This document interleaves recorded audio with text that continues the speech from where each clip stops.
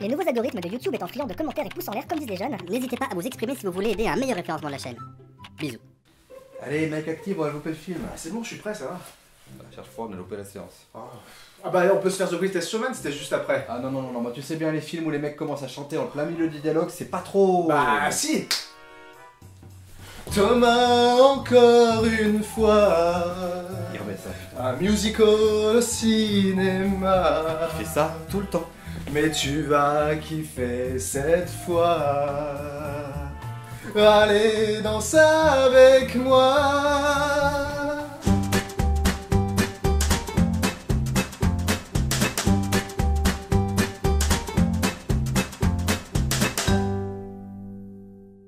Salut les internets, c'est les squatteurs de ciné et bienvenue sur cette nouvelle vidéo. Salut Thomas. Salut Thibaut. Alors Thomas est ravi d'être ici parce qu'il a surkiffé le film. Les comédies musicales, c'est pour lui. C'est clair. Donc voilà, donc qu'est-ce qu'il y a? Tu fais la gueule? Non, The Greatest Showman c'était bien. Oh la mauvaise foi du mec. Mais avant de commencer à vous parler du film, on va faire la petite présentation Thibaut. Eh bah allez, c'est parti!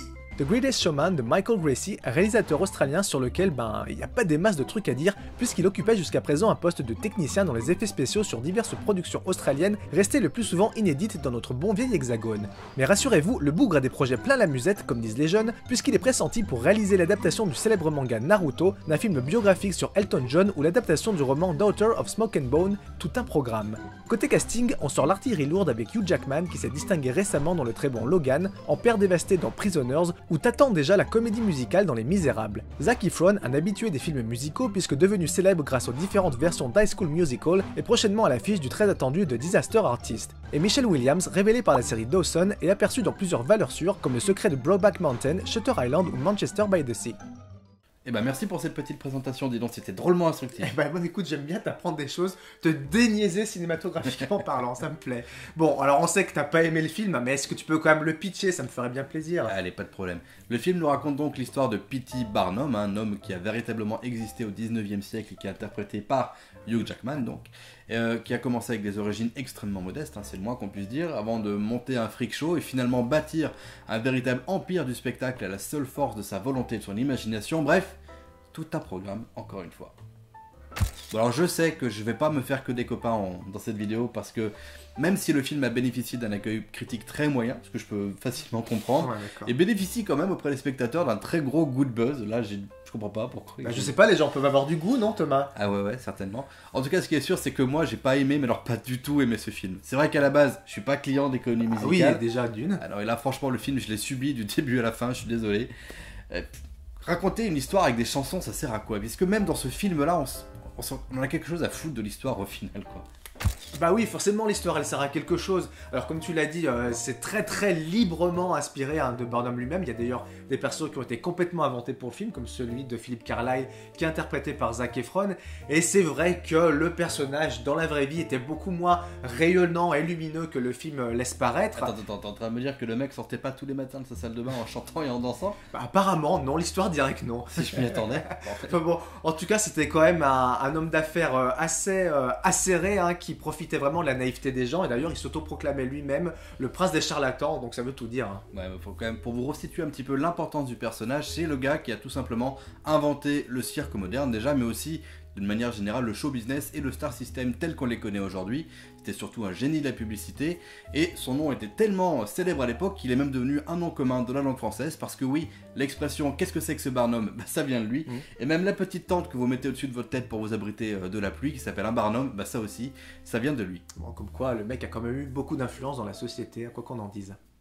Tiens d'ailleurs je trouve ça bizarre que ce film-là ait pas déclenché de polémique sur Twitter parce que t'en as une par semaine aujourd'hui après tout. Ah si, je te rassure, il y a des gens qui voulaient qu'on boycotte le film sous prétexte que Barnum maltraitait des animaux et se grimait en noir.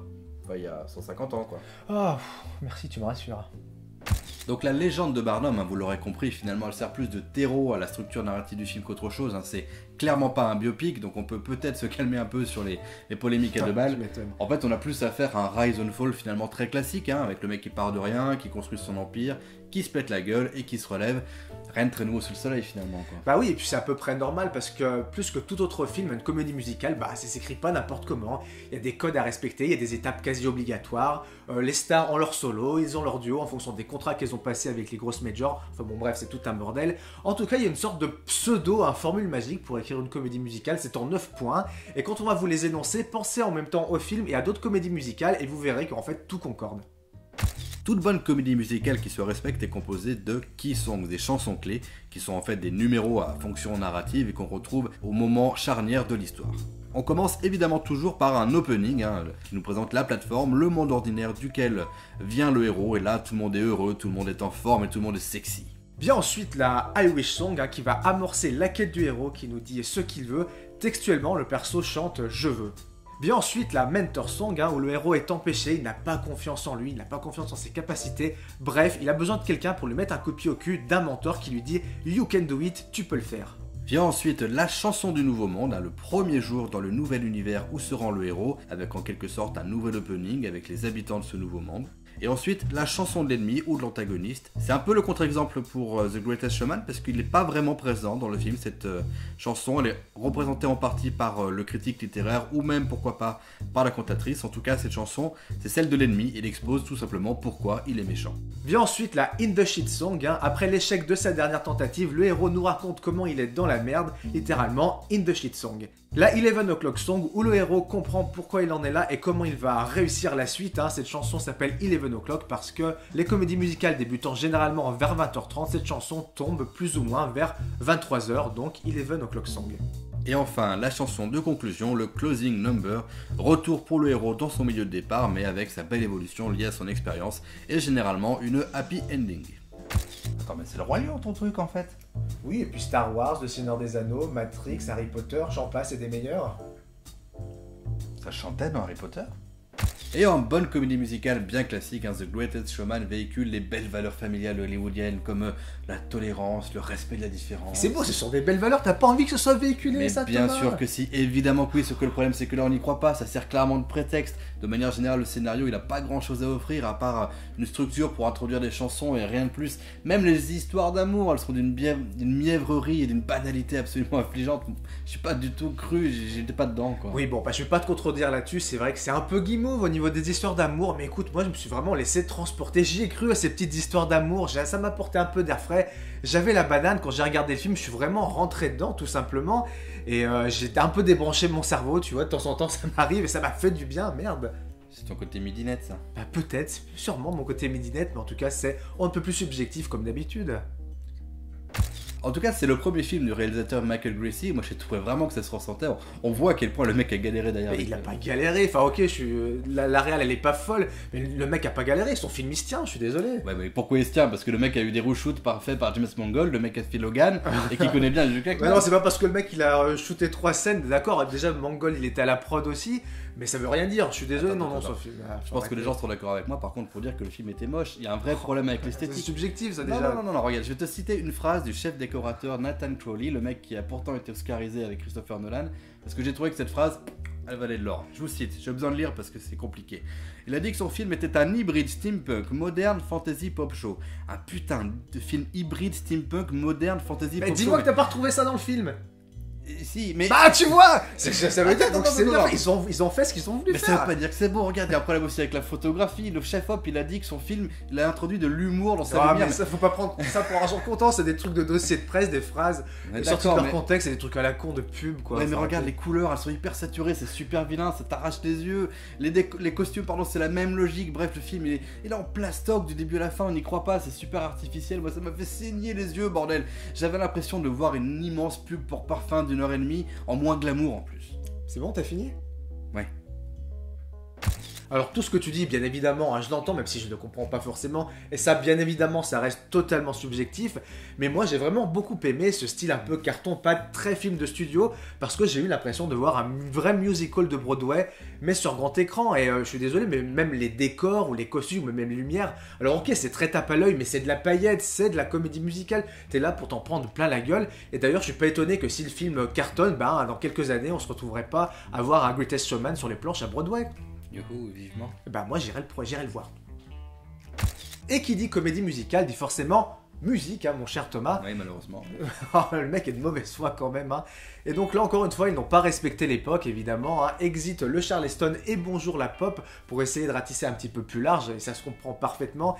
Et derrière, donc, on a le duo Benjamin Pasek et Justin Paul, le duo oscarisé de La La Land.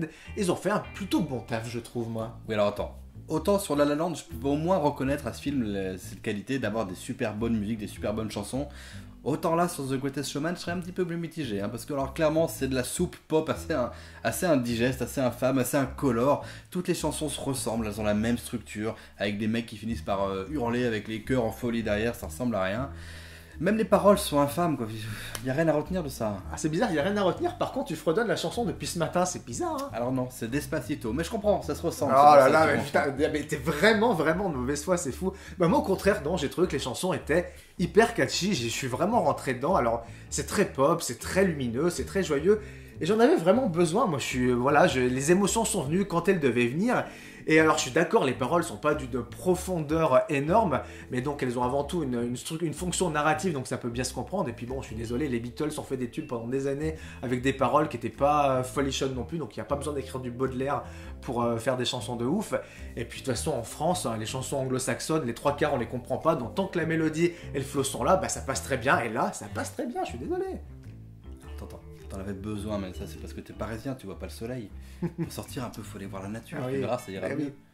Alors ok, t'as pas aimé la musique, on a compris, mais tu peux décemment pas cracher sur les chorés, je suis désolé. Faut voir. Oh, putain, t'es vraiment chiant. Hein. Moi, je suis quand même plutôt sensible à la danse de manière générale, tu le sais bien, et j'ai vraiment pas été déçu de ce côté-là. Il y a vraiment des scènes qui m'ont beaucoup marqué, par exemple le duo entre Zac Efron et Hugh Jackman dans le bar avec cette espèce de duel de shopping où les mecs montent, c'était très rythmique, moi ça m'a plu.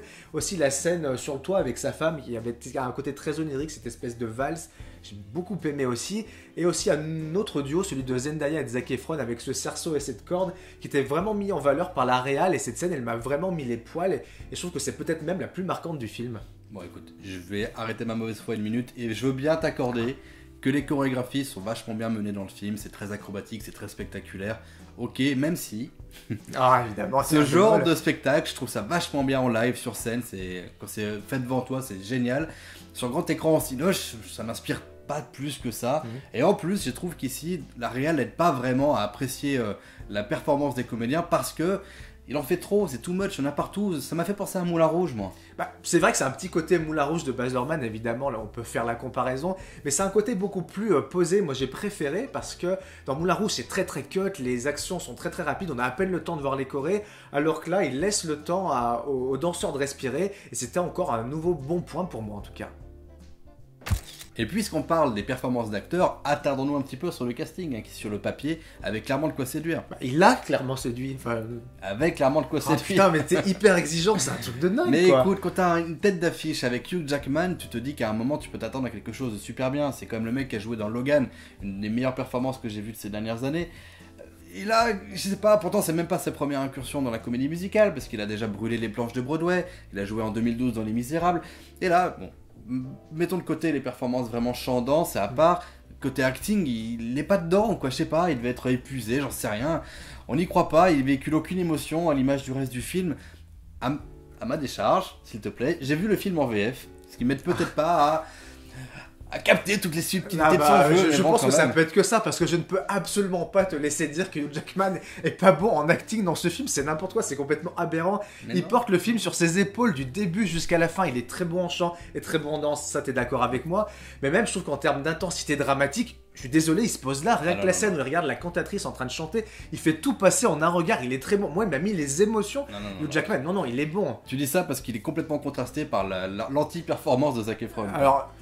non, je dis pas ça pour ça. C'est vrai que Zac Efron n'est pas bon, mais Hugh Jackman est très bon. Non, Zac Efron, c'est vrai que pour moi, il représente l'archétype même de l'américain avec ses abdos type Ken de Ken et Barbie et ses gros yeux bleus.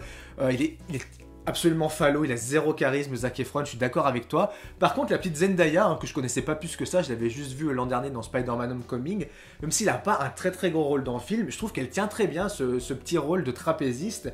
J'ai trouvé même assez charismatique cette petite, je pense qu'elle ira loin, moi. Ouais, bah en ce qui me concerne, c'est directement retour à la case Disney Channel avec Zac Efron, hein. On est quand même bien loin d'une révélation type Robert Pattinson. Hein. Je sais pas, je pense qu'il faut la laisser mûrir un petit peu, c'est tout. Ouais, Zac Efron, il a quand même 30 ans passés, je te rappelle, on n'est pas loin du niveau fruit pourri, niveau mûrissement. Bon bah n'est pas Pattinson qui veut, qu'est-ce que tu veux que je te dise, moi. The Greatest Showman, ou le film qui m'a presque fait aimer La La Land, je lui ai mis la note de 1,5 chapeau haute forme sur 5. Je n'aime pas les comédies musicales et ce n'est certainement pas ce film-là qui va me faire changer d'avis. C'est à la fois hyper académique et en même temps hyper kitsch, c'est moche, c'est sans intérêt, les chansons sont nulles. Bref, je force peut-être un peu le trait, mais sincèrement j'ai failli me barrer de la salle. Ce feel good movie de début d'année m'a littéralement transporté, je lui attribue donc la note de 7 chapiteaux sur 5. Escroc! Bon, ça va, 3,5 chapiteaux sur 5. En tant qu'adepte de la comédie musicale, j'ai retrouvé tout ce qui me fait vibrer, des chansons qui rentrent dans la tête, des chorégraphies soignées et un Hugh Jackman magistral. Bref, je me suis évadé pendant quasiment 2 heures et ça fait du bien dans une période baignée par le pessimisme et le cynisme. Voilà, c'était les squatteurs de ciné, merci d'avoir regardé cette vidéo et promis, cette fois, on arrête de chanter. Mais non, mais c'est très bien chanter, Thomas, ça apporte de la joie, de l'entrain, et en ces temps difficiles, on a bien besoin quand même, merde. Ouais, bon, si vous voulez l'encourager, n'hésitez pas à nous mettre des petits pouces en l'air et des commentaires, comme d'habitude. Hein. Ouais, on a l'impression d'être la nouvelle star là, tiens, Il y a un nous. peu de ça. Et d'ici là, nous on se retrouve très bientôt pour une nouvelle vidéo, et surtout n'oubliez pas, Les films, c'est mieux au cinéma. et sans popcorn, c'est toujours plus sympa. Ciao.